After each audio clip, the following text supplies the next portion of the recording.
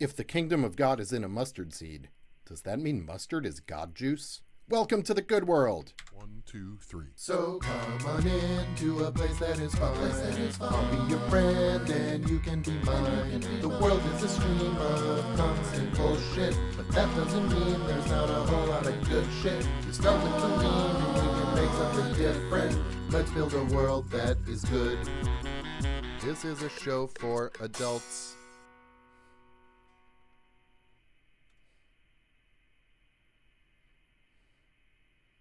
Hi friends, welcome to the good world. My name is Seth. I am your host, and we're going to explore the world a little bit today.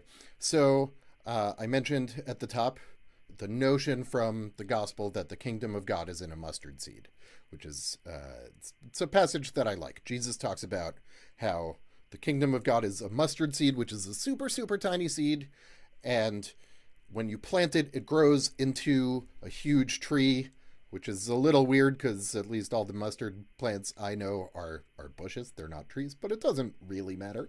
But the miracle is that something that is so tiny can become something so big, right? And in our last episode, I was talking about this idea of what is the good world, and I touched on the beloved community, which is an idea sort of popularized by Martin Luther King, though it goes back longer than that. And I talked about Utopia for Realists, which is a book that I really love by Rutger Bregman. Those are both modern ideas, but I mentioned that the idea of the good world is a really old idea. And what Jesus refers to depends on the translation. He refers to it as the kingdom of God, or Sarah Rudin translates it as the kingdom of the skies, the kingdom of heaven. Take your pick of translation. One of my seminary teachers, John Mabry, likes to refer to it as the community of God, which I think is actually a really good way to go about it, because one of the things that Jesus was rebelling against was an imperialist monarchy. That's a whole separate conversation for some point. Boy, my voice is a little hoarse today. Man, it has been a morning.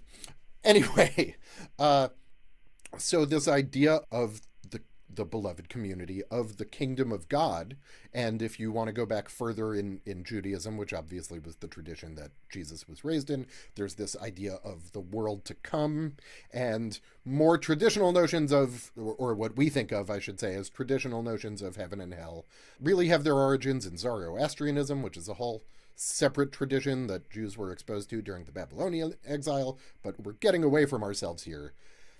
Jesus talks about the kingdom of God being something that it's already among us, right? He says the kingdom of God is here. He doesn't say, do these things and the kingdom of God will come. He says the kingdom of God is here.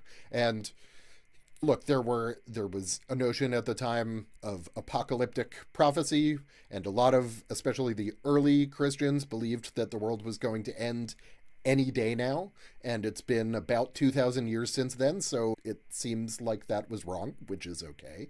It's something I have learned in my 42 years of life, is it always feels a little bit like maybe the world's going to end tomorrow. Before I was even born, nuclear war was a thing that people were very sincerely worried about, and in my lifetime, climate change is a concern, and there are all kinds of reasons that it's understandable that people might think, well, all of this is kind of an illusion it's gonna disappear, it's going to end tomorrow, and it's very tempting to think that what's going to happen is there's going to be like a closing end credits, like the end of a video game, and then the skies are going to open, and God with a big white beard is going to come down through the clouds and say, congratulations, you are one of the winners of life. And that's probably not what's going to happen. Like that is a thing that people have thought for a very long time.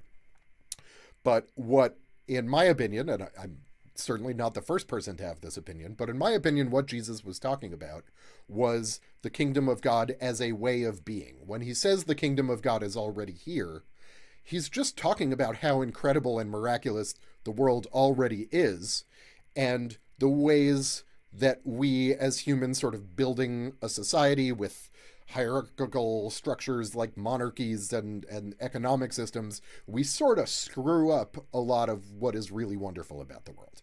And so the parable of the mustard seed is nice because there's this teeny tiny little seed, If you've ever had, I don't know, Dijon mustard or whole grain mustard, you see the seeds in there, they're tiny.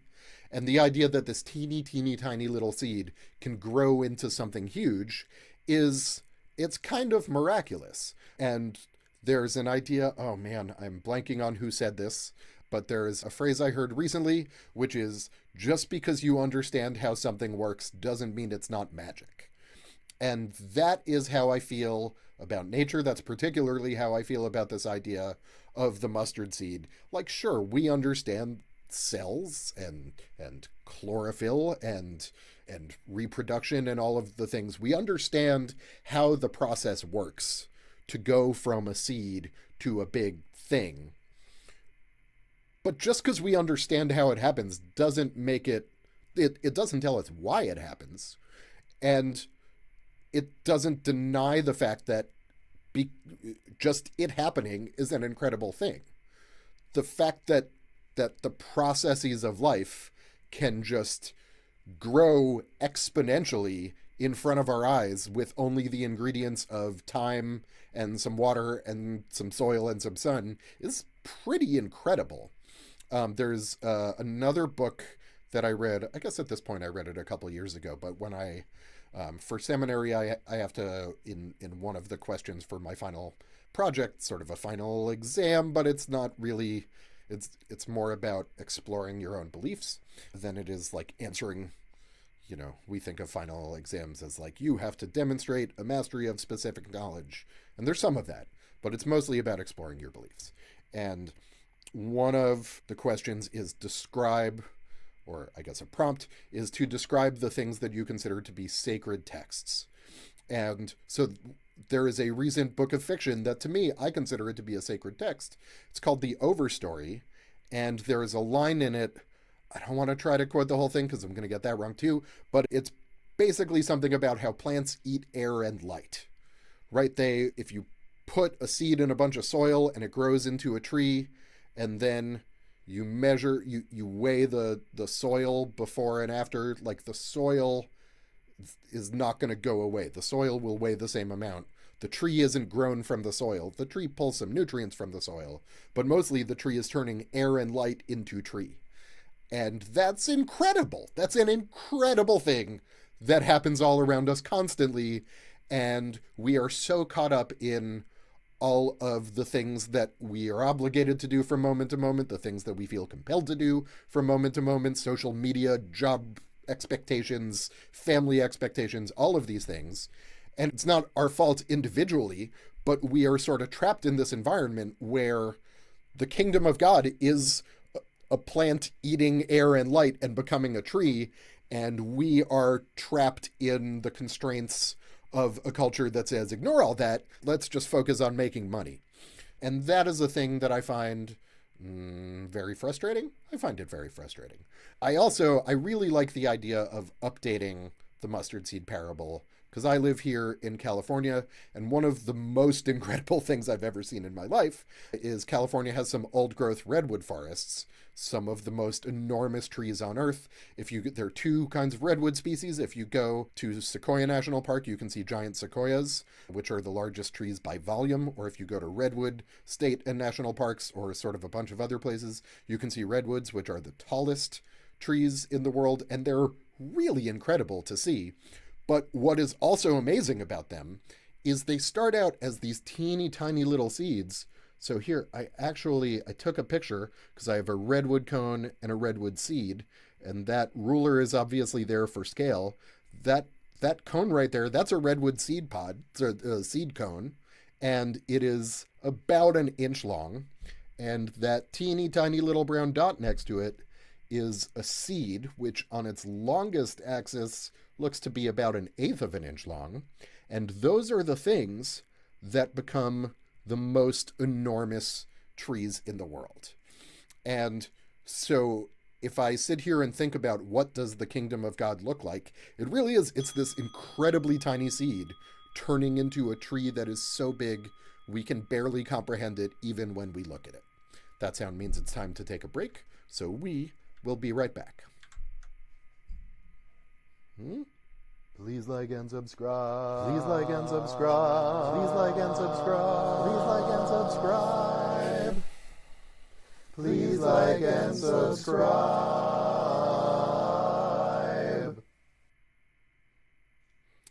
So, I mentioned earlier, in my view, at least, the kingdom of God and the good world are the same thing. And something that I've mentioned Thich Nhat Hanh plenty of times at this point. He's one of my favorite teachers. I even have a little picture of him actually right here. You can kind of see it, but I keep it on my desk. The other side of it is a calligraphy of his. It says, "This is it," which actually is very important to what I'm saying too. It's this idea that this right here is all that we know we have, right? If there really is something after death, maybe it's there, but we don't know. What we know is we have this life in front of us, and there's so much here to appreciate. And it is incredibly frustrating that we have all of these systems designed to sort of turn our heads away from that, to tell us that we're separate from nature, and to keep us from engaging with the miracles all around us, the miracles of each other, the miracles of the natural world. Everything around us is incredible. And, we have to do like careers and stuff. That's also not originally my idea. Most ideas have happened. It's okay. But so Thich Nhat Hanh talks about how by practicing mindfulness, he can stay present and really engage with the world all around him and all around us, right? We can do the same thing. We can practice mindfulness, and we can stay present and engage with the wonder of the world all around us. And so Thich Nhat Hanh talks about how when he feels present, he feels that he is walking in the kingdom of God. He specifically cites Jesus as one of his favorite spiritual ancestors. I would agree. I think Jesus had some great things to say, setting aside what has been done in his name for the last 2,000 years.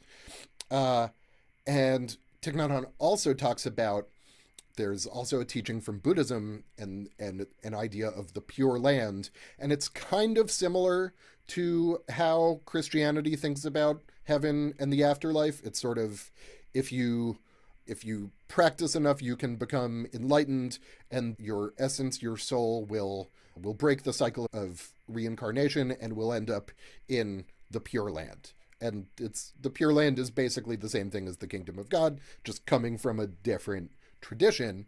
And what Thich Nhat Hanh talks about is, no, this is the Pure Land. We're in it. We are in the thing right now, and we don't get to engage with it because of all of the structures around us. And even within that, an important part of what he's teaching is there is a role for an individual to sort of break through that, right? You can practice mindfulness. He talks about even people who are in prison can find a degree of freedom by practicing mindfulness and finding a sense of independence and choosing how to use their energy and what to engage with and what not to be swept away by. And so something I've talked about before is, Buddhism traditionally has this idea of samsara, which is the cycle of birth and redeath, and death and rebirth. Whew, brain is struggling today. I'm on slow mode. But samsara is this idea of, you live this life and you didn't become actualized, you did not reach enlightenment, so you're going to come back again as a different living being. Maybe it's another person, maybe it's a dog, maybe it's a bug, could be anything.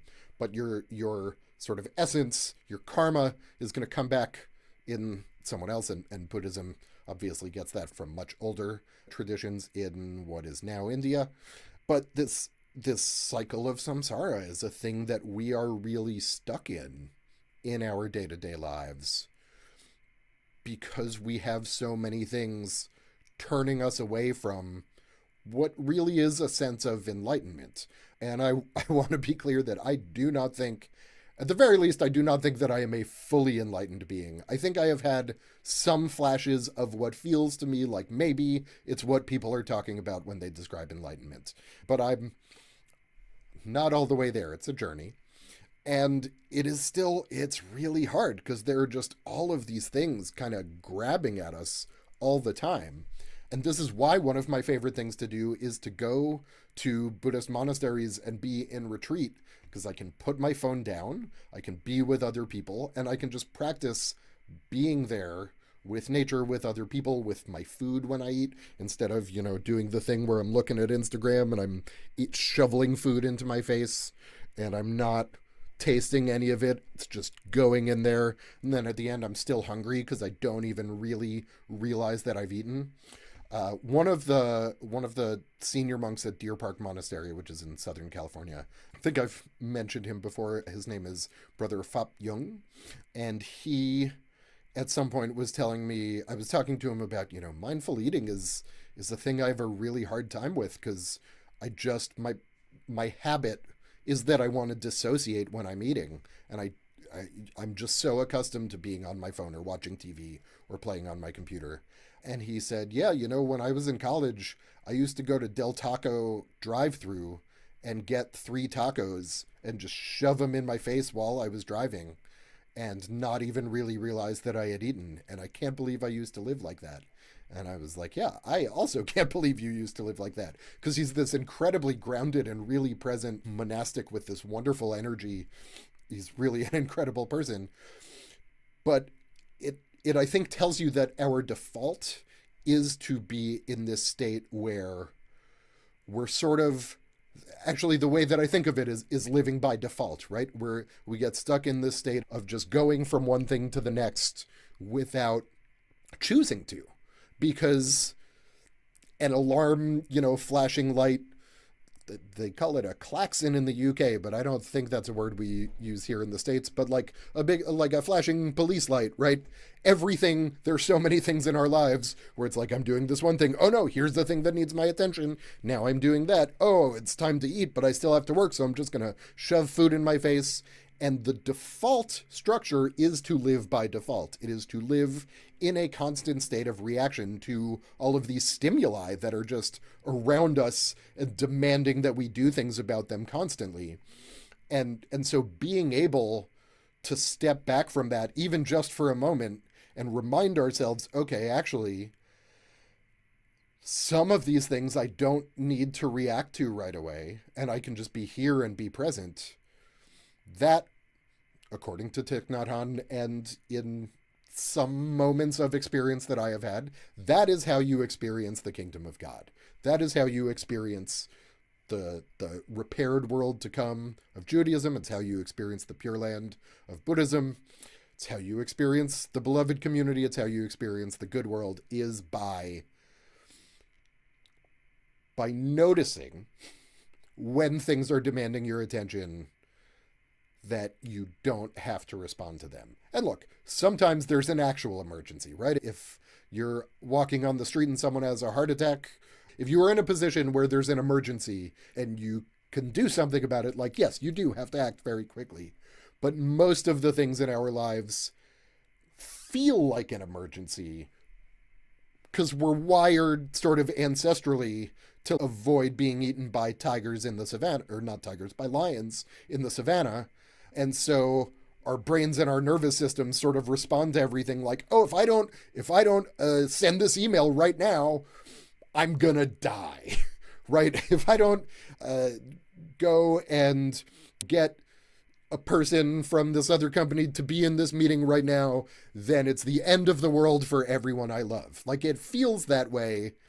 And that is, or even like, if I don't scroll through to the next video, I don't know, it just feels bad. It feels better to just scroll through to the next video. That's because we're so tired from all of these things making us feel like everything is an emergency.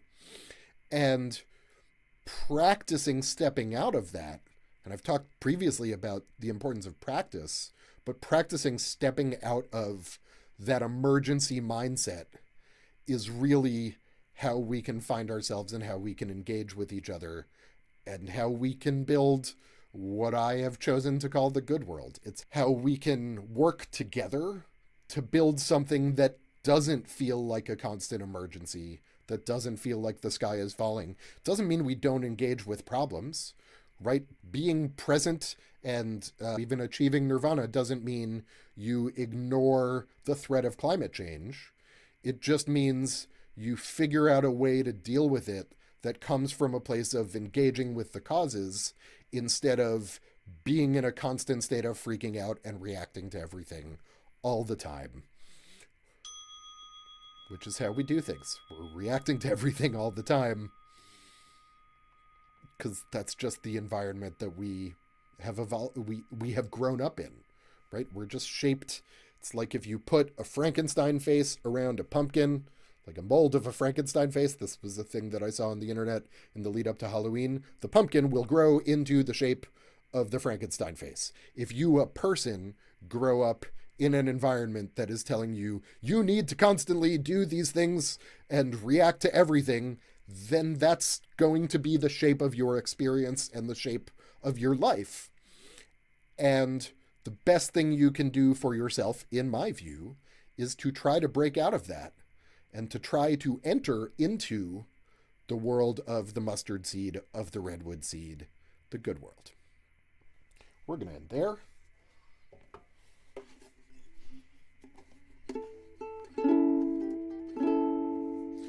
Well, thank you, friend, for your visit today.